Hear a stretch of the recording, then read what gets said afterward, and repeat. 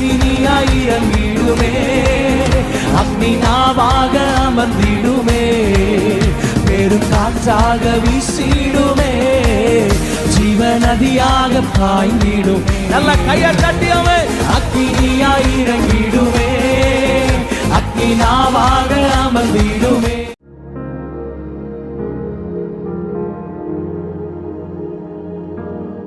இன்றைக்கு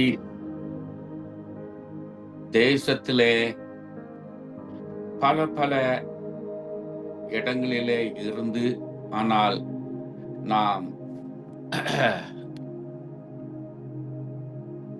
நாம் அனைவரும் ஒன்றாக கூடி முகமுகமாக நாம் சந்திக்காமல் போனாலும், ஆனால் இப்படியாக இணையதளம் மூலமாக நாம் இணைந்து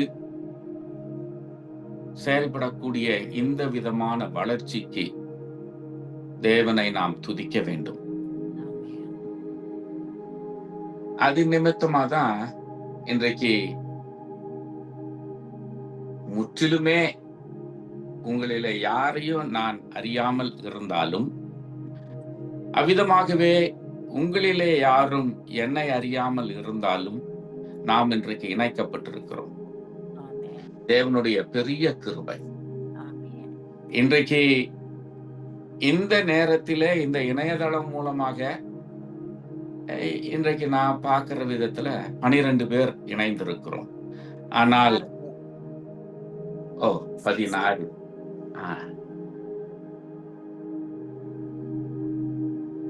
ஓகே, நான் இங்க எனக்கு இங்க 16 12 மாதிரி தெரியுது. சரி, ஆனால் 16. இன்னும் யூடியூப் மூலமாக இன்னும் எத்தனை பேர் இணைவார்கள், பார்ப்பார்கள் என்று தெரியவில்லை. இப்படியாக இருக்கக்கூடிய வேளையில முதலாவது சிஸ்டர் எஸ்தர் குளோரி அவர்களுக்கு நான் இயேசு கிறிஸ்துவின் நாமத்திலே நன்றிகளை தெரிவித்துக் கொள்கிறேன். ஏனென்றால் இந்த வாய்ப்பினை எனக்கு அவர்கள் அளித்தமைக்காக.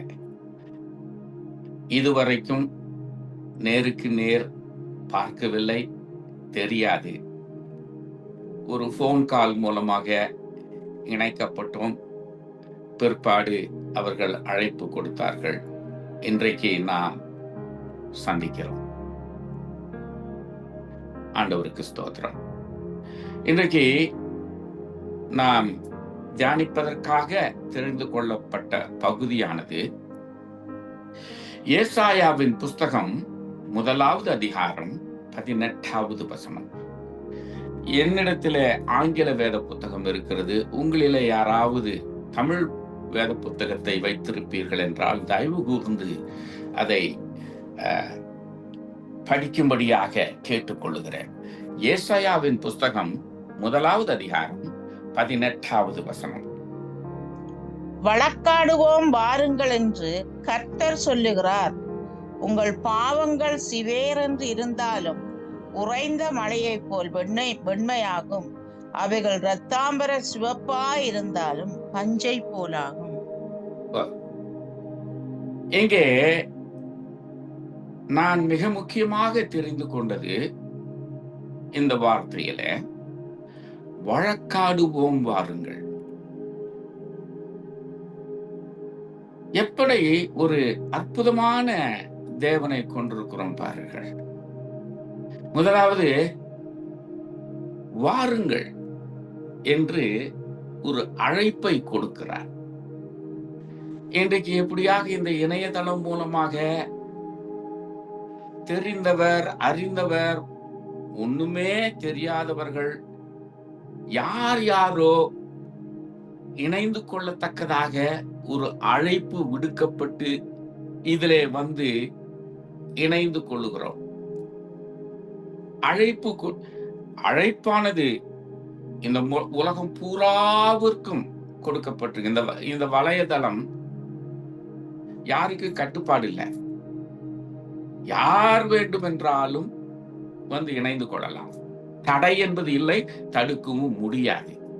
இந்த ஐடியும் பாஸ்வேர்டும் இருந்தா யாருனாலும் சேர்ந்துக்கலாம், தடுக்க முடியாது. அப்படியாக இயேசு கிறிஸ்து இந்த உலகத்திலே உள்ள அனைவருக்கும் அழைப்பை கொடுக்கிறார். வித்தியாசம் இல்ல, ஜாதி, மதம், தேசம், எந்த வித்தியாசம் கிடையாது. மனிதர்களாய் இருக்கக்கூடிய அனைவருக்காக அழைப்பை கொடுக்கிறார். சரி, அழைப்பை கொடுக்கிறார் எதுக்கு? வெகுமதி கொடுக்கறதுக்கா? காசு பணம் கொடுக்கறதுக்கா? இல்ல, நாம ஏதோ வேண்டுதல் பண்ணிருக்கிறோம், அது நிமித்தமா அவர் அழைப்பை கொடுத்திருக்கிறாரா? என்ன ஏது ஒண்ணுமே தெரியாது. ஆனால் யாராக இருந்தாலும் வாங்க. எதற்கு? எதற்கு வாங்க? வழக்காடுவோம். பாருங்க, அழைப்பு எத்தனை ஒரு அருமையான அழைப்பு. வெகுமதி கொடுக்கறன்றது இல்ல, நன்மை செய்யறன்றது இல்ல, சுகம் கொடுக்கறன்றது இல்ல, அப்படி இல்ல. ஏதோ ஒரு காரியத்தை சொல்லி அதற்காக நீங்க வாங்க இல்ல. வழக்காடுவோம், சண்டை போடுவோம், வாக்குவாதம் பண்ணுவோம். அப்படி என்று சொல்லி அவர் வழக்காடுவோம் வாருங்கள் என்று சொல்லி அழைப்பை கொடுக்கிறார். அருமையானவர்களே, நம்முடைய தேவன் எத்தனை இரக்கமும் அன்பும் உடையவராய் இருக்கிறார். நம் பேர்ல எத்தனை கருசனை உள்ளவராக இருக்கிறார். நம்முடைய வழக்காடுதலுக்கு அவர் ஆயத்தமாய் இருக்கிறார். உன்னுடைய பிரச்சனை எதுவாக இருந்தாலும், உன்னுடைய தேவை எதுவாக இருந்தாலும், உன்னுடைய காரியம் எதுவாக இருந்தாலும், அது எப்படிப்பட்டதாக இருந்தாலும் வா, என்னோடு வா, வந்து அமர்ந்து வழக்காடுவோம். உன் பிரச்சனை என்ன? என்கிட்ட கேள்வி கேளு, என்கிட்ட நீ சண்டை போடு, என்கிட்ட நீ உன்னுடைய வாதங்களை வை. நான் இவ்வளவு காலம் ஒரு நம்பிக்கையுள்ள, விசுவாசம் உள்ள ஒரு கிறிஸ்தவனாக, ஒரு விசுவாசியாக நான் இருந்திருக்கிறேன். நான் எவ்வளவோ உன் பேர்ல அன்புள்ளவனாக, எவ்வளவோ நம்பிக்கை உடையவனாக, எவ்வளவோ கீழ்ப்பிடிதல் உள்ளவனாக, எவ்வளவோ நான் ஒரு வைராக்கியம் உள்ளவனாக இருந்திருக்கிறேன். ஆனால் எனக்கு இப்படிப்பட்ட காரியம் இருக்கிறது, எனக்கு இப்படிப்பட்ட தேவை இருக்கிறது. எத்தனை காலம் நான் ஜெபித்திருக்கிறேன். என்னுடைய ஒரு குறிப்பிட்ட தேவைக்காக, என்னுடைய ஒரு குறிப்பிட்ட பிரச்சனைக்காக, என்னுடைய ஒரு குறிப்பிட்ட நிலைமைக்காக நான் எத்தனை காலம் உம்மிடத்துல கேள்வி கேட்டிருக்கிறேன், எத்தனை காலம் உம்மிடத்துல ஜெபித்திருக்கிறேன், எத்தனை காலம் என்னுடைய தேவையை தீர்த்து வைக்கும்படிக்கு நான் உம்மிடத்துல வேண்டுதல் பண்ணியிருக்கிறேன். விசுவாசமாய் இருந்திருக்கிறேன், நம்பிக்கையுடவனாக இருந்திருக்கிறேன். உம்மை என்னுடைய இருதயத்தின் ஆழத்திலிருந்து உம்மை நேசிக்கிறவனாய் இருந்திருக்கிறேன். ஆனால் எனக்கு இன்னும் பதில் கிடைக்கவில்லை. எனக்கு இன்னும் என்னுடைய வார்த்தை, என்னுடைய ஜெபங்கள் கேட்கப்படவில்லை. எனக்கு முழுமையான என்னுடைய தேவை நிறைவேறவில்லை என்று சொல்லி எத்தனை காலம் நாம் நமக்குள்ளாக கேள்விகளையும் அல்லது நம்முடைய நண்பர்களோடு, உறவினர்களோடு இப்படியாக நாம் பேசிக்கொண்டு நம்முடைய இருதயத்தின் காரியங்களை நாம் பேசிக்கொண்டிருக்கிறோம், புலம்பிக் கொண்டிருக்கிறோம். நாம் அப்படியாக வேதனைப்பட்டு கொண்டிருக்கிறோம். நம்முடைய இருதயத்துக்குள்ளாக எத்தனை நாட்களிலே, எவ்வளவு காலம் கேள்விகள், எத்தனை காலம் இப்படிப்பட்ட ஒரு சோர்வு, மனசோர்வு. நான் இவ்வளவு காலம் இவ்வளவு விசுவாசியாய் இருந்திருக்கிறேன், ஆனால் இன்னும் என் தேவை சந்திக்கப்படவில்லை, இன்னும் என் ஜெபம் கேட்கப்படவில்லை, இன்னும் நான் எதிர்பார்க்கிற காரியம் நிறைவேறவில்லை, இன்னும் நான் வேண்டுதல் பண்ணி கொண்டிருந்த அந்த காரியம் நடைபெறவில்லை என்று சொல்லி எத்தனை காலங்களாக நாம் இருதயத்திலே அங்கலாய்த்து கொண்டு, வேதனைப்பட்டு கொண்டு, புலம்பிக் கொண்டு, அழுது கொண்டு, நாம் குறை கூறிக்கொண்டு இருக்கிறோம். அருமையானவர்களே, எத்தனை வேளைகளிலே நாம் குறை கூறுவர்களாக, ஒரு பெரிய விசுவாசி, ஆண்டவர் பேர்ல அன்பு இருக்கிறது, ஆண்டவரை விசுவாசிக்கிறேன், ஆண்டவரை நேசிக்கிறேன் என்று சொல்லி நாம் பெருமையாக பேசிக்கொண்டு, ஆனால் குறை கூறுகிறவர்களாக இருக்கிறோம். எத்தனை வேளைகளிலே நாம் குறை கூறுகிறவர்களாக, கிறிஸ்தவர்களாய் விசுவாசிகளாய் இருந்து ஆனால் நம் தேவனை குறித்து குறை கூறுகிறவர்களாக, குறை கூறக்கூடிய கிறிஸ்தவர்களாய் இருந்து கொண்டிருக்கிறோம். ஆனால் இந்த நாளிலே இயேசு ஆண்டவரை நம்மை பார்த்து, நீ இவ்வளவு காலம் குறை கூறி கொண்டிருக்கிறாயே, உன்னுடைய ஜெபத்திலே உனக்கு வெற்றி இல்லை, உன்னுடைய ஜெபம் கேட்கப்படவில்லை என்று சொல்லி நீ அங்கலாய்த்துக் கொண்டிருக்கிறாயே, இப்பொழுது நான் உன்னை அழைக்கிறேன், என்னிடத்திலே நீ வா. உன்னுடைய முறையிடுதல் என்ன? உன்னுடைய வேண்டுதல் என்ன? உன்னுடைய குறை என்ன? உன்னுடைய அங்கலாய்ப்பு என்ன? உன்னுடைய ஜெபம் என்ன? இதோ நான் உன்னை நோக்கி கேள்வி கேட்கிறேன். அவர் நாம அவரிடத்துல கேள்வி கேட்கிறவர்களா இருக்கிறோம். இப்போ அவர் சொல்றாரு, வா என்கிட்ட வா, உன்னுடைய கேள்வி என்ன? உன்னுடைய பிரச்சனை என்ன? உன்னுடைய தேவை என்ன? இதோ நான் இருக்கிறேன் என்று சொல்லி அவர் கனெக்ஷன் போயிடுச்சா? இருக்கா?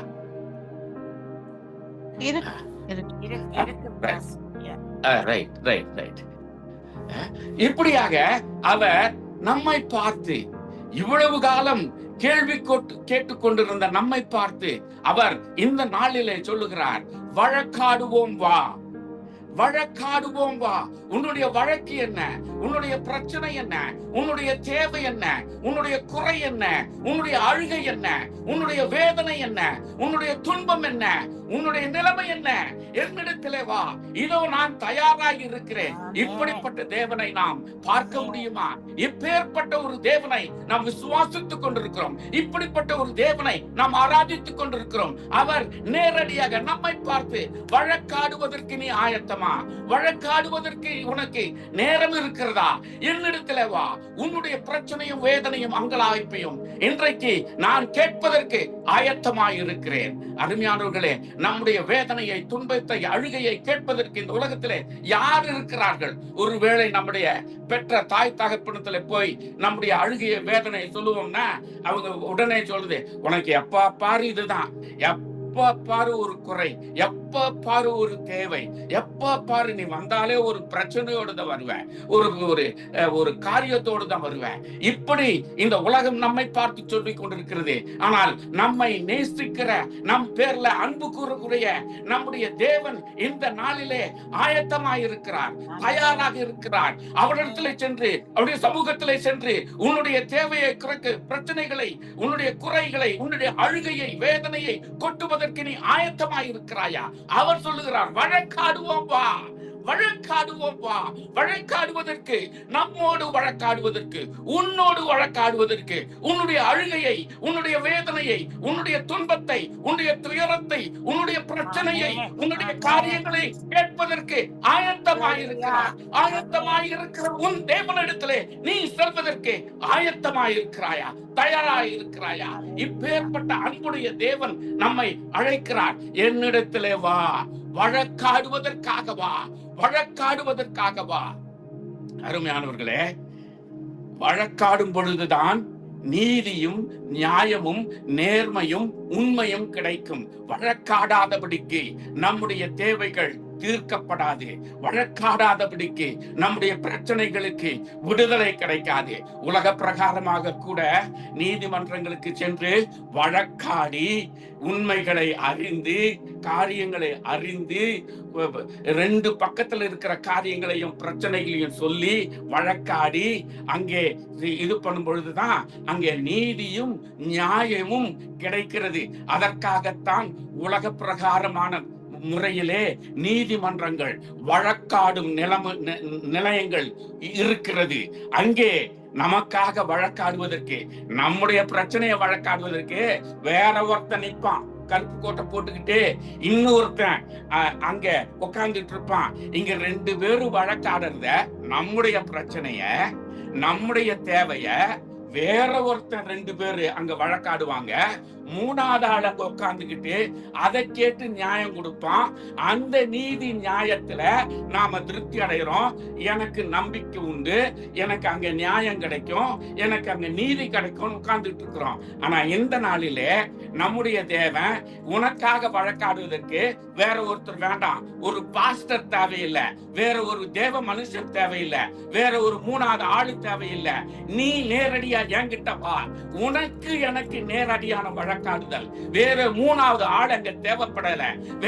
வேற ஒரு ஆள் தேவையில்லை. உன்னுடைய பிரச்சனை என்ன? நீ உன்னுடைய பிரச்சனைய நீ கரெக்டா சொல்ல முடியும், உண்மையா சொல்ல முடியும், முழுமையா சொல்ல முடியும், நிஜமா என்னன்றத சொல்ல முடியும். உன்னுடைய வழக்காடுதலை கேட்பதற்கு நான் தயாராயிருக்கிறேன். உன்னுடைய வழக்காடுதலே அது எந்த அளவுக்கு என்ன இருக்கிறது, உன்னுடைய பிரச்சனை என்ன, அதனுடைய ஆழம் என்ன, அதனுடைய காரியங்கள் என்ன, நிலைமை என்ன, நான் விசாரிக்கிறேன். உன்னை விசாரிக்கிறவராக வழக்காடுவோம் வா என்று சொல்லும் பொழுது அவர் நம்மை குறித்து விசாரிக்க கூடியவராய், நம்மை குறித்து கருசனை உடையவராய், நம்மிலே அன்பு கூறுகிறவராய், நம்முடைய பிரச்சனைகளுக்கு தீர்வு கொடுக்கிறவராய், எத்தனை அவருக்குள்ளாக ஒரு உறுதித்தன்மை இருக்கும்னா, உன் தேவை எதுவாக இருந்தாலும் வழக்காடுவோம் வா. வழக்காடி அதிலே உனக்கு வேண்டிய நீதி, உனக்கு வேண்டிய நியாயம், உனக்கு வேண்டிய விடுதலை, உனக்கு வேண்டிய சன்மானம், உனக்கு எது தேவையோ, உன்னுடைய ஆத்மத்திற்கு, உன்னுடைய இருதயத்திற்கு எது நிறைவை கொடுக்குமோ, உன்னுடைய அழுகையை, அந்த கண்ணீரை எந்த நியாயம் தீர்க்குமோ, எந்த ஒரு விடுதலை உனக்கு வேண்டுமோ அதை கொடுப்பதற்கு இப்பொழுது நான் தயார்.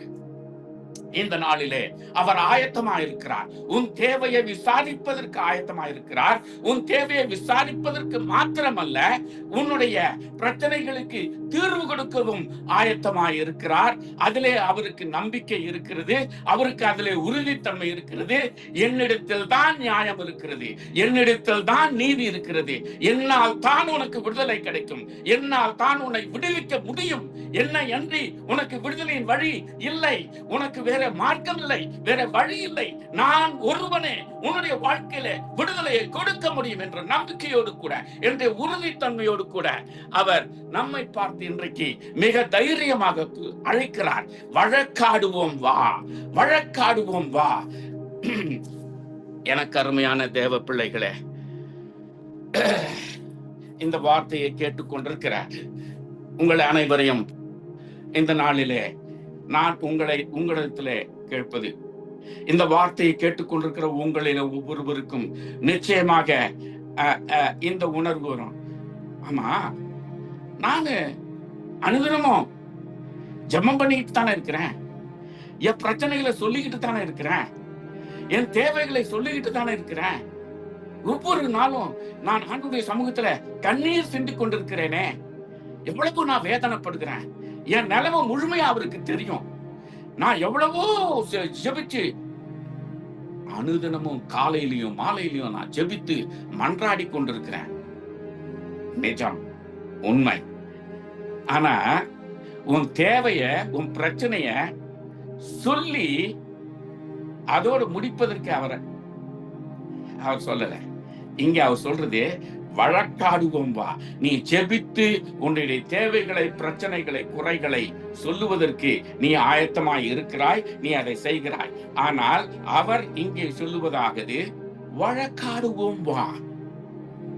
அதாவது உன் தேவை, உன் பிரச்சனை நாம சொல்றோம், அவர் கேட்கிறார், கரெக்ட். ஆனால் அதிலே நீதியும் நியாயமும் விடுதலையும் நம்முடைய கண்ணீர்கள் துடைக்கப்பட வேண்டும் என்றால் வழக்காடுதல் தேவை. நம்முடைய தேவைகளையும் பிரச்சனைகளையும் சொல்லும் பொழுது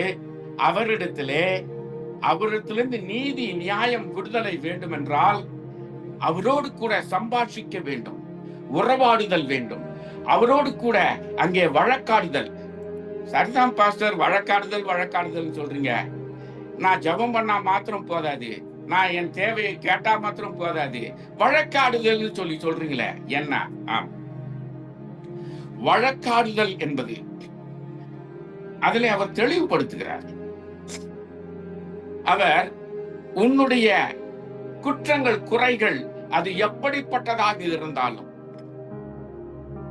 உன்னுடைய நிலைமை எப்படிப்பட்டதாக இருந்தாலும், உறைந்த பனியை காட்டிலும் வெண்மையாகும், அது மாறும். அதாவது நம்முடைய தேவைகளை சொல்லுவது மாத்திரமல்ல, நம்முடைய குறைகளை, குற்றங்களை நம்முடைய பிரச்சனைகளை சொல்லுவது மாத்திரமல்ல, நம்முடைய இருதயத்தின் நிலைமையும் அங்கே வெளிப்படுத்த வேண்டும். நம்முடைய வாழ்க்கையிலே ஒரு பிரச்சனை, கஷ்டங்கள், வேதனைகள் இருக்கும் பொழுது அதோடு கூட நம்முடைய விசுவாசத்துல எந்த அளவுக்கு குறைவுள்ளவர்களாய் இருந்திருக்கிறோம். ஆண்டவருடைய வார்த்தைக்கு கீழ்ப்படியாமல், முழுமையாக செவி கொடுக்காமல் எத்தனை வேளைகளிலே தவறி போயிருக்கிறோம். அவருடைய கற்பனைகளை கைக்கொள்ளாதபடிக்கு நாம் தவறி இருக்கிறோம். நாம் நம்முடைய வேதனை, இருதயத்தின் அழுகையை சொல்லுவது மிக சுலபமாக சொல்லுகிறோம், மிக சுலபமாக கேட்கிறோம், அதிகமாக நாம் எல்லாவற்றையும் சொல்லுகிறோம். ஆனால் அவருடைய கற்பனைகளிலே நாம் உண்மையாய் இருந்திருக்கிறோமா? அவருடைய கற்பனைகளை கீழ்ப்படிவதிலே உண்மையாய் இருந்திருக்கிறோமா? அவருடைய வார்த்தைக்கு கீழ்ப்படிவதிலே உண்மையாய் இருந்திருக்கிறோமா? நம்முடைய விசுவாசத்திலே முழுமையாய் நாம் செயல்பட்டிருக்கிறோமா? ஆபிரகாமை பார்த்து கடைசியிலே அவர் கேட்டதாவது, உனக்கு கொடுத்த, நான் தான் உனக்கு கொடுத்தேன், நான் தான் உனக்கு ஆசீர்வதித்தேன், 99 வயசு ஆகி உனக்கு ஒரு குழந்தைய கொடுத்தேன், இப்போ அந்த குழந்தைய தான் கேட்கிறாரு. அவன் கொடுக்கிறதுக்கு ஆயத்தமான் தான். என்ன இரக்கமில்லாதவராய் இருக்கிறீர, எனக்கு கொடுத்தது ஒரே ஒரு மகன், அதுலயும் கழவன் ஆயிட்ட பிறகு நடக்காத ஒரு காரியத்தை என் வாழ்க்கையில செய்தீரு, ஆனா இப்ப பார்த்து கொடுக்கிற மாதிரி கொடுத்து புடுங்கிடுற, இது உனக்கு நியாயமா? இது உனக்கு நீதியா? இந்த குழந்தையின் மூலமாக தானே என் சந்ததி வளரப்போகுது. கடல் மண்களை போலவும் வானத்து நட்சத்திரங்களை போலவும் என் சந்ததியை பெருக்குவன்னு சொல்லிட்டு கொடுத்த ஒரே பையனை நீ புடுங்குறீன்னா என் சந்ததி எப்படி வளரும்? அவன் கேள்வி கேட்கல, அவன் அவரிடத்துல சண்டை போடல, அவரிடத்துல குறை கூறல, அவரிடத்துல நொந்து போகல, அவரிடத்துல அவன் நீ அநியாயக்காரனா இருக்கிற, நீ மோசக்காரனா இருக்கிற, உனக்கு இருதயமே இல்ல, நீ கொடூரமானவன், நீ அப்படிப்பட்டவன் சொல்லி அந்த ஆண்டவத்துல அவன் எந்த ஒரு பிரச்சனை பண்ணல. வேணும் தானே வச்சுக்கோ, உடனடியாக. அதாவது அவன் ஏதோ அவர் கொடுத்தாரு, ஏதோ தயவு பண்ணி கொடுத்தாரு, சரி இப்ப கேக்குறாரு, இஷ்டம் இல்ல, கஷ்டமா இருக்கு, என்னால முடியாது, ஆனாலும் சரி கொடுத்துடுறேன் அப்படின்னு சொல்லி அப்படிலாம் செய்யலாங்க. முழு இருதயத்தோடு சந்தோஷமாக உண்மையான இருதயத்துல எனக்கு இதை என்னிடத்துல இருந்து அவர் இதை பெற்றுக்கொண்டாலும் எனக்கு திரும்பி கொடுப்பார், என்னை ஆசீர்வதிப்பார். அவர் சொன்ன வார்த்தை, அவருடைய வாக்கு தத்துவம் மெய்யா என்னுடைய வாழ்க்கையில நிறைவேறும். இந்த குழந்தையை அவர் எடுத்துக்கிட்டா கூட என் சந்ததி இந்த வானத்து நட்சத்திரங்கள் போல பெருகும் என்ற விசுவாசம், அந்த விசுவாசம் நமக்கு தேவை. அப்படிப்பட்ட விசுவாசத்திலே நாம் ஆண்டவரை பின்பற்றுகிறோமா? நம்முடைய விசுவாசியின் வாழ்க்கை, விசுவாசிகள் என்று சொல்லுகிறோம், ஆனால் அந்த விசுவாசி அப்படிப்பட்ட ஒரு விசுவாசமாக, ஆபிரகாம் போல அப்படிப்பட்ட விசுவாசம் தேவையில்லை. ஆனாலும் கூட அவருடைய வார்த்தை நமக்கு கொடுத்திருக்கிற இந்த வார்த்தை, இந்த வாக்கு தத்தங்கள், இந்த வாக்கு தத்தங்கள் பேர்ல நாம் விசுவாசம் உடையவர்களாக இருக்கிறோமா? நாம அநேக வேளையில, எனக்கு அருமையானவர்களே, இந்த வார்த்தையை சொல்றேன், நிச்சயமா உங்களுடைய இருதயங்களோடு நீங்கள் கேள்வி கேட்டுக் கொள்ளுங்கள். நீங்கள் விசுவாசிகள் என்று சொல்லிக்கொண்டு விசுவாசத்தோடு கூட ஒரு எதிர்பார்ப்போடு கூட ஜெபிக்கிறோம், ஆண்டவத்துல கேட்கிறோம்.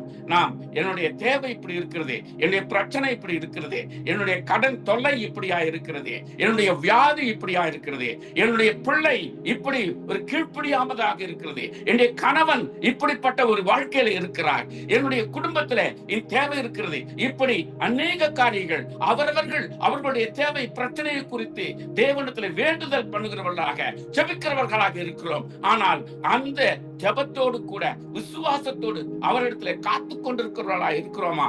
அல்லது நாம் 4 பக்கம் ஓடி பல பக்கங்களிலே நம்முடைய இந்த தேவைகளை சொல்லுகிறவர்களா இருக்கிறோமா? எனக்கு இப்போ எனக்கு ஒரு பண பிரச்சனை இருக்கிறது, எனக்கு இந்த ஒரு வியாதி இருக்கிறது, அல்லது எனக்கு இந்த கஷ்டம் இருக்கிறது, எனக்கு இந்த ஒரு பாடுகள் இருக்கிறது என்று சொல்லி ஜெபிக்கிறோம் ஆண்டவர். அல்லது எனக்கு ஒரு நல்ல வேலை வேணும்னு கேட்கிறோம், நான் நல்லா படிக்கணும்னு கேட்கிறோம், நான் விசுவாசத்துல இருக்கணும்னு கேட்கிறோம். ஆனால் அந்த ஜெபத்தோடு ஆண்டவரத்துல ஜெபித்தேன், எனக்கு கொடுத்தார் என்ற நம்பிக்கையில இருக்கிறோமா? அல்லது அவரிடத்துல ஜெபிக்கிறோம், 4 பக்கம் ஓடுறோம், நண்பர்கள், உறவினர்கள், இன்னும் யார் யாரு தெரியுமோ எல்லா பக்கமும் ஓடுறோம். போயிட்டு நம்முடைய பிரச்சனைகள், நம்முடைய தேவைகளுக்கு மன்றாடுகிறவர்களாக, வேண்டுதல் பண்ணுகிறவர்களாக, உதவி பண்ணுங்க, அதை செய்யுங்க, இதை செய்யுங்க, இப்படி பல பக்கம் ஓடுகிறோம். என் தேவனத்தில் நான் ஜெபித்திருக்கிறேன், நான் அவரை உண்மையாய் நேசிக்கிறேன், நான் அவருடைய வார்த்தைகளுக்கு கீழ்ப்படுகிறேன், அவர் எனக்கு கொடுத்த கட்டளைகளில் நான் விசுவாசமாய் கீழ்ப்படிதலுள்ளவனாய் இருக்கிறேன்.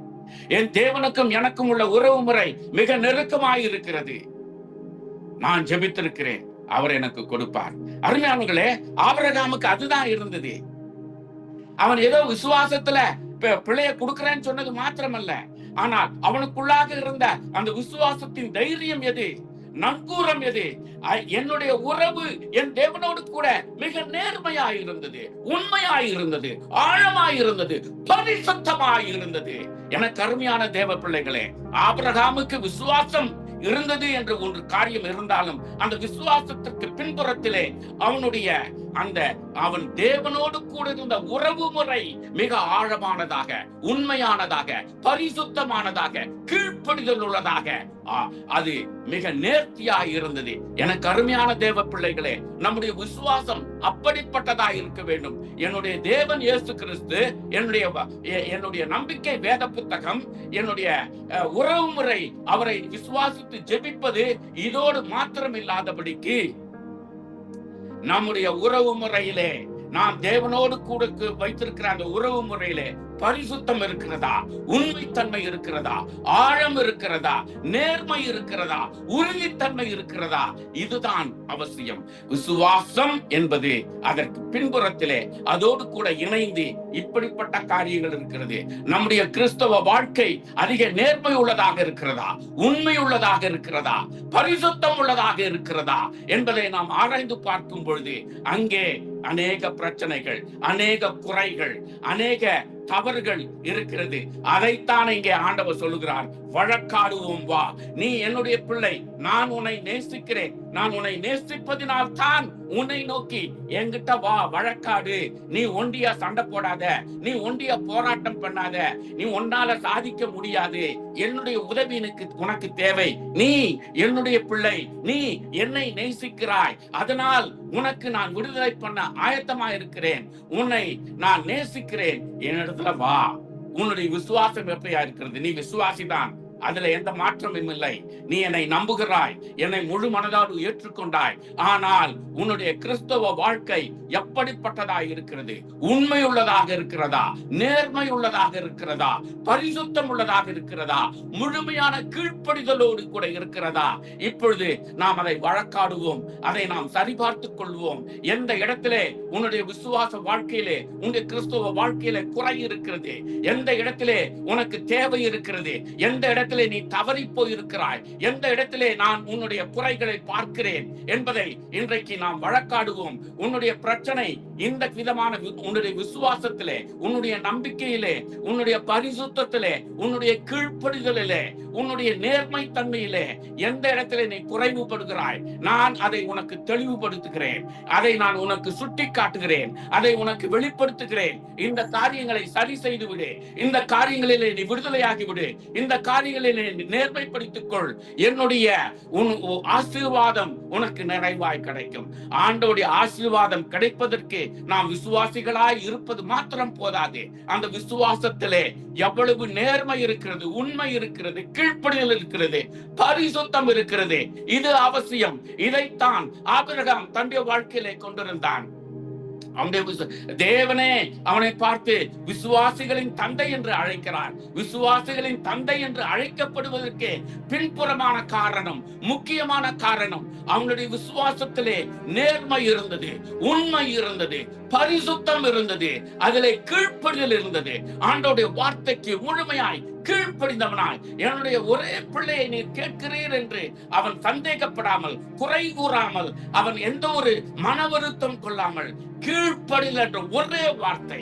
எனக்கு அருமையான தேவ பிள்ளைகளே, ஆண்டோடைய வார்த்தையை முழுமையாய் கீழ்ப்படிதலே, ஆண்டோடைய கற்பனைகளுக்கு முழுமையாய் கீழ்ப்படிதலே உண்மையாய் இருக்கிறோமா? விசுவாசியாய் இருப்பது முக்கியமல்ல, விசுவாசியாய் இருப்பது போதாது, விசுவாசியாய் இருப்பதோடு கூட எத்தனை அளவுக்கு நம்முடைய கிறிஸ்துவ வாழ்க்கை நேர்மையாய் இருக்கிறது, உண்மையாய் இருக்கிறது, பரிசுத்தமாய் இருக்கிறது, கீழ்ப்படிதல் உள்ளதாய் இருக்கிறது என்பதை நாம் சோதித்து பார்க்க வேண்டும். இன்றைக்கு அதைத்தான் தேவன் நம்மிடத்திலே வழக்காடுவோம் வா என்று நம்மை பார்த்து கூப்பிடுகிறார். நாம் தேவனுடைய சமூகத்திலே சென்று நாம் வழக்காடும் பொழுது நம்முடைய இந்த காரியங்களை, குறைகளை, சமர்ப்பித்து ஜெபிக்கும் பொழுது ஆண்டவர் அதற்கான தீர்வை கொடுக்கிறார். அங்கே நியாயாதிபதியாக அமர்ந்து நம்முடைய வாக்குவாதங்களை கேட்டு, நம்முடைய வழக்காடுதலை கேட்டு அவர் சொல்லுகிறார், நீதி தீர்க்கிறார். எனக்கு அருமையான பிள்ளையே, இந்த விதத்திலே நீ செயல்படு, இந்த விதத்திலே நீ குறை இருக்கிறாய், இந்த விதத்திலே இப்படி சரி செய்ய வேண்டும், இப்படிப்பட்ட காரியங்களை அவர் சொல்லுகிறார். அதைத்தான் உன்னுடைய காரியங்கள் எதுவாக இருந்தாலும், குறைகள், குற்றங்கள், கீழ்ப்படியாமைகள், விசுவாச குறைவு, இது எதுவாக இருந்தாலும் அவைகள் உறைந்த பனியை போல அது வெண்மையாகும். இதை வழக்காடுவதற்கு நம்முடைய விசுவாச வாழ்க்கையை, நம்முடைய கிறிஸ்தவ வாழ்க்கையை நம்மிடத்திலே நேர்மையானபடி, உண்மையானபடி வழக்காடுவதற்காக அவர் அவருடைய சமூகத்திற்கு, அவருடைய சன்னிதானத்திற்கு நம்மை அழைக்கிறார். எனக்கு அருமையான தேவ பிள்ளைகளே, நிச்சயம் நாம் அவருடைய சன்னிதானங்களுக்கு செல்கிறோம், நாம் முறையிடுகிறவர்களாய் இருக்கிறோம். முறையிடுகிறவர்களாய் இருக்கிறது மாத்திரமல்ல, வழக்காடுவர்களாக நாம் மாறுவோம். வழக்காடுவோம் வா. நம்முடைய குறைகளை, நம்முடைய தவறுகளை, நம்முடைய குற்றங்களை, நம்முடைய கீழ்ப்படியாமைகளை, எந்த இடங்களிலே நாம் பரிசுத்த குறைவாய் இருக்கிறோம் அவைகளை நாம் சமர்ப்பிக்கும் பொழுது, அந்த காரியங்களை நாம் ஒத்துக்கொள்ளும் பொழுது, அந்த உண்மைத்தன்மை வெளிப்படும் பொழுது, அங்கே அவர் நேர்மையுள்ள, நீதியுள்ள நியாயாதிபதியாக இருந்து நம்முடைய வழக்காடுதல்களை, நம்முடைய வேண்டுதல்களை கேட்டு அதற்கு தக்கதாக நீதி கொடுக்கிறவராய், ஆசீர்வாதம் கொடுக்கிறவராய், அவருடைய விடுதலையை கொடுக்கிறவராய் அங்கே காணப்படுகிறார். அதைத்தான் அவர் தீர்வோடு கூட, வழக்காடுவோம் வா என்று சொல்லி அப்படியே விட்டுவிடாமல், அது ஒரு தீர்வோடு கூட, உன்னுடைய நிலைமை எதுவாக இருந்தாலும், உன்னுடைய பிரச்சனை எதுவாக இருந்தாலும், உன்னுடைய தேவை எதுவாக இருந்தாலும், அது உறைந்த பனியை காட்டிலும் வெண்மையாகும். உன்னுடைய பாடுகள், வேதனைகள், குற்றங்கள், குறைகள், அது எதுவாக இருந்தாலும், உன்னுடைய தவறுகள், கீழ்ப்படியாமைகள், அவிசுவாசங்கள் எதுவாக இருந்தாலும் அவைகளை நான் ஏற்றுக்கொண்டு, மன்னித்து, மறந்து, விடுதலையாக்கி உன்னுடைய வாழ்க்கையில உறைந்த பனியை காட்டும் வெண்மையாக, அது விலையேற பெற்ற ஆசீர்வாதமாக உன்னுடைய வாழ்க்கையில மிகுந்த சமாதானத்தையும் சந்தோஷத்தையும் ஏற்படுத்தக்கூடிய அப்படிப்பட்ட ஒரு சூழ்நிலையை ஏற்படுத்தும். எனக்கு அருமையான தேவ பிள்ளையே, இன்றைக்கு தேவன் நம்மை பார்த்து வழக்காடுவோம் வா என்று நம்மை பார்த்து அழைக்கிறார். அருமையானவர்களே, இந்த மாதமானது இந்த அமெரிக்க தேசத்திலே எங்களுக்கு அது ஒரு மிக முக்கியமான ஒரு மாதம். ஏனென்றால் ஒவ்வொரு வருடமும் நவம்பர் மாதம் 24ஆம் தேதி அல்லது அந்த நவம்பர் மாதத்திலே வரக்கூடிய கடைசி வியாழக்கிழமை அது எங்களுக்கு இங்கே நாம் தேங்க்ஸ் கிவிங் டே என்று அதை கொண்டாடுவோம். ஒரு மிக முக்கியமான கிறிஸ்துமஸை காட்டிலும் அது மிக விசேஷமான முக்கியமான நாள்.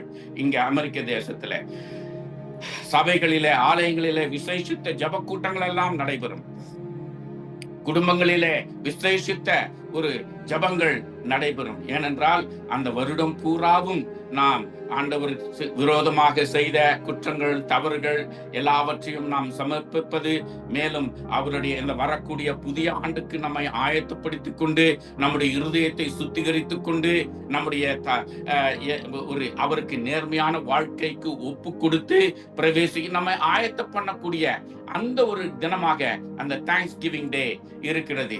அப்படியாக இன்றைக்கு நாம் இந்த ஆண்டை முடிக்கக்கூடிய அந்த ஒரு கடைசி காலகட்டத்திலே இருக்கிறோம். இன்னும் 1 மாத காலம் இந்த முடித்துவிட்டு புதிய ஆண்டுக்குள்ளாக பிரவேசிக்க போகிறோம். அருமையான தேவ பிள்ளைகளே, இன்றைக்கு தேவன் நம்மை பார்த்து அழைக்கிறார், வழக்காடுவோம் வா. இந்த நாளிலே நம்முடைய இருதயங்களை நாம் அவருக்கு ஒப்பு கொடுப்போம்.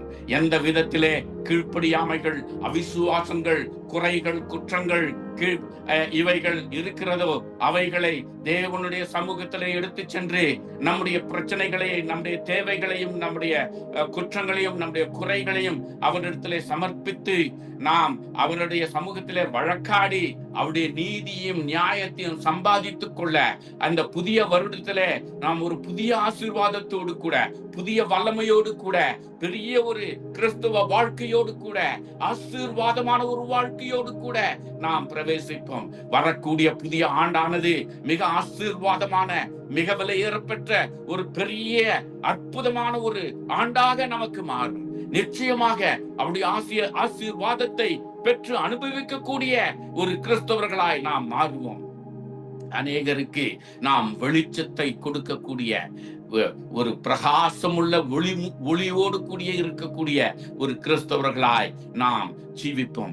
ஆகையினால் எனக்கு அருமையான தேவ பிள்ளைகளே, இன்றைக்கு தேவன் நம்மை பார்த்து வழக்காடுவோம் வா என்று நம்மை அழைக்கிறார். அவரிடத்திலே வழக்காடுதல் பண்ணுவதற்காக ஆயத்தமாய் இருக்கிறோமா? நம்முடைய கிறிஸ்துவ விசுவாசம் போதாது. விசுவாசி என்று சொல்லிக்கொண்டு மனம் போன போக்கிலே ஜீவிப்பது அது அவருக்கு உண்மையுள்ள கிறிஸ்துவ வாழ்க்கை அல்ல. விசுவாசி என்று சொல்லிக்கொண்டு அவருக்கு நேர்மையான, உண்மையான, கீழ்ப்படிதலான, பரிசுத்தமான இருதயத்திலே நேர்மை உள்ளவர்களாய், அவருடைய வார்த்தைக்கு கீழ்ப்படுகிறவர்களாய், கட்டளைகளுக்கு கீழ்ப்படுகிறவர்களாய், அவர் நமக்கு போதிக்கிற வார்த்தைகளுக்கு கீழ்ப்படிதல் உள்ளவர்களாய் இருக்கிறோமா என்பது மிக அவசியம். இதை நாம் சரிபார்த்துக் கொள்வோம். இதற்காகத்தான் தேவன் நம்மை அழைக்கிறார். வழக்காடுவோம் வா, வழக்காடுவோம் வா. உன்னுடைய தேவை எதுவாக இருந்தாலும், உன்னுடைய பிரச்சனை எதுவாக இருந்தாலும், உன்னுடைய கண்ணீர் எதுவாக இருந்தாலும், உன்னுடைய வேதனை எதுவாக இருந்தாலும், எல்லாவற்றையும் பார்ப்பதற்கு அவர் ஆயத்தமாய் இருக்கிறார். உன்னை விடுவிப்பதற்கு, உன்னை நேசிக்கிற, உன்னிலே அன்பு கூறுகிற, உன்னை விடுவிக்கிற, உன்னை விடுவிக்க வேண்டும் என்ற ஒரே தீர்மானத்தில் இருக்கிற அப்படிப்பட்டவர் உன்னை அழைக்கிறார். வழக்காடுவோம் வா. இந்த நாளிலே அவர் நம்மை பார்த்து வழக்காடுவதற்காக அழைத்து கொண்டிருக்கிறார். அந்த அழைப்பை முழு மனதோடு ஏற்றுக்கொள்வோமா? அவர் நமக்கு கொடுத்திருக்கிற இந்த வார்த்தையை முழுமையாக ஏற்றுக்கொண்டு கீழ்ப்படிதலோடு கூட அந்த வழக்காடுதல் அவருடைய சன்னிதானத்திற்கு செல்லுவோமா? அவரோடு கூட வழக்காடுவதற்கு நாம் ஆயத்தம் படுவோம். ஏனென்றால் அது மிக அவசியமாய் இருக்கிறது. நம்முடைய இந்த கொடூரமான பயங்கரமான வாழ்க்கையில இருக்கிறோம், காலங்களிலே இருக்கிறோம். நம்முடைய ஒவ்வொருடைய வாழ்க்கையிலையும் அநேக தேவைகள், பிரச்சனைகள் இருக்கிறது. நம்முடைய கஷ்டங்கள், வேதனைகள் இருக்கிறது, துன்பங்கள், துயரங்கள் இருக்கிறது. இவைகள் எல்லாவற்றுக்கும் வழக்காடுதலின் மன்றம் அவரிடத்துல இருக்கிறது. அவர் இன்றைக்கு நம்மை அழைக்கிறார். அவரிடத்துல இருக்குது என்று மறைபொருளாய் இல்ல.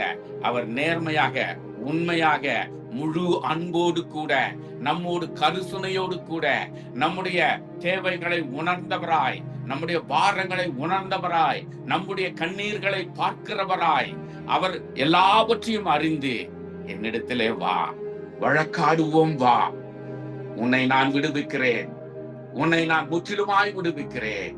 உறைந்த பணியை காட்டிலும் அது வெண்மையாய் மாறிவிடும், முற்றிலும் தீர்ந்துவிடும், எல்லாவற்றையும் தீர்த்து வைக்கிறேன். ஆபிரகாமிடத்துல உன் மகனை கொடுன்னு கேட்டாரு, அவர் பறித்துக்கிட்டு போயிடல.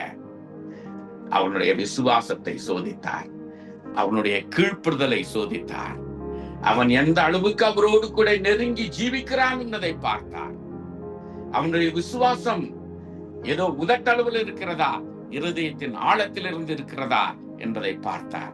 எனக்கு அருமையான தேவ பிள்ளையே, உன்னுடைய விசுவாசம் எப்படிப்பட்டதாய் இருக்கிறது என்பதை ஆராய்ந்து அறிய விரும்புகிறார்.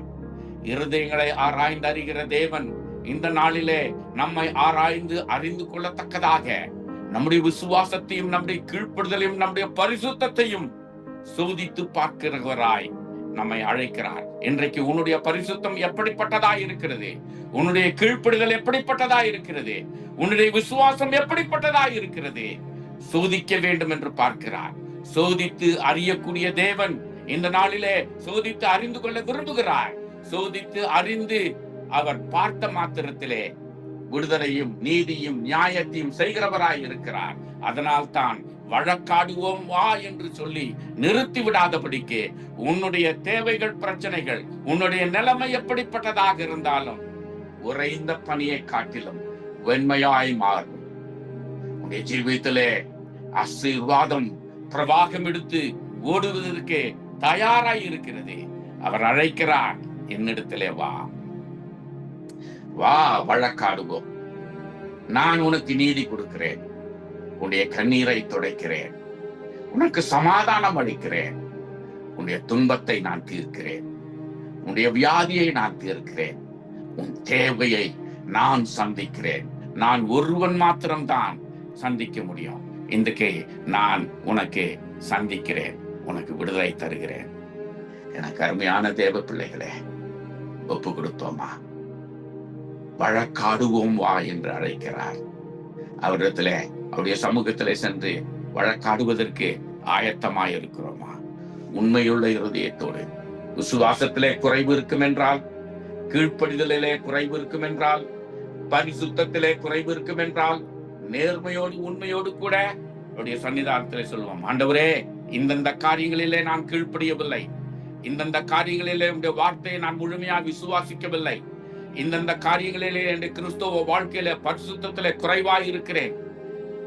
நீர் போதிக்கிற, நீர் கட்டளையிட்ட, நீர் எனக்கு காண்பித்து கொடுத்திருக்கிற இந்த பரிசுத்தமான கிறிஸ்துவ உண்மையான வாழ்க்கையிலே நான் குறைவுள்ளவனாய் இருக்கிறேன். என்னை மன்னியும், என்னை விடுவியும், என்னை ஏற்றுக்கொள்ளும் என்று அந்த உண்மையான வழக்காடுதலோடு நாம் செல்லுவோமா? அப்படிப்பட்ட வழக்காடுதலோடு கூட, அப்படிப்பட்ட இருதயத்தின் நிலைமையோடு கூட நாம் சொல்லும் பொழுது நம்முடைய தேவையை தீர்க்கிறவராய் இருக்கிறார். சொல்லுகிறார், நான் மாற்றுவேன். காரிருள் போல சூழ்ந்து கொண்டிருந்தாலும் அதை நான் மாற்றுவேன். பிரகாசம் உள்ள வெளிச்சமாய் மாற்றுவேன். எப்படி? நம்மை நேசிக்கிற தேவன், நம்மை நேசிக்கிற தேவன் நமக்கு அளிக்கிறார். ஆகையினால எனக்கு அருமையான தேவ பிள்ளைகளே, ஆண்டவருக்கு ஒப்பு கொடுப்போம். வழக்காடுவோமா என்று அழைக்கிறார். நாம் உண்மையான இருதயத்தோடு கூட செல்லுவோம். நம்மை ஆசீர்வதிப்பார். செபிக்கலாமா? எனக்கு அருமையான தேவனே, எத்தனை அருமையான வார்த்தை! இந்த ஆண்டினுடைய கடைசி வேளையில கர்த்தாவே எங்களை பார்த்து வழக்காடுவோம் வா என்று உம்முடைய சன்னிதானத்துக்கு நீர் எங்களை அழைக்கிறீர். நாங்கள் உண்மையான இருதயத்தோடு கூட ஆபிரகாமை போல கர்த்தாவே விசுவாசி என்று சொல்லிக் கொள்ளாதபடிக்கு விசுவாசத்தின் முழுமை தன்மையை அங்கே வெளிப்படுத்தினார். அங்கே உண்மையான விசுவாசத்தை வெறுமனே உதட்டளவுலே விசுவாசி என்று சொல்லிக் கொள்ளாதபடிக்கு இருதயத்தின் ஆழத்திலிருந்து அந்த விசுவாச தன்மையிலே 100 பங்கு முழுமையாய் இருந்தது. 100 பங்குக்கு மேலாக அங்கே முழுமையாய் இருந்தது. ஆண்டவரே, எங்களுடைய விசுவாச வாழ்க்கையிலே அப்படிப்பட்ட விசுவாசிகளாய் நாங்கள் இருக்கிறோமா? எங்களுடைய விசுவாசத்திலே முழு உண்மைத்தன்மை இருக்கிறதா? எங்களுடைய விசுவாசத்திலே முழுமையான கீழ்ப்படிதல் இருக்கிறதா? எங்களுடைய விசுவாச வாழ்க்கையிலே பரிசுத்தம் இருக்கிறதா? எங்களை சோதித்து பார்க்க உம்முடைய சன்னிதானத்திலே வந்து வழக்காடுவோம் வா என்று அழைத்திருக்கிறீரே, அப்படியாக வந்து அந்த அழைப்பை ஏற்றுக்கொண்டு எங்களுடைய அந்த உரையாடுதல், எங்களுடைய ஜெப வேளையை உண்மையான வழக்காடுதலாக மாற்றி எங்களுடைய குறைகளை, குற்றங்களை, கீழ்ப்படியாமைகளை, அவிசுவாசங்களை ஒத்துக்கொண்டு உம்மிடத்திலே எங்களை தாழ்த்தி ஆண்டவரே சமர்ப்பித்து உம்முடைய ஆசீர்வாதத்தை பெற்றுக்கொள்ள தகுதியுள்ளவர்களாக மாற்றியறலும். நீர் மகிமைப்படும். இயேசுவின் நாமத்தில் பிதாவே, ஆமென், ஆமென்.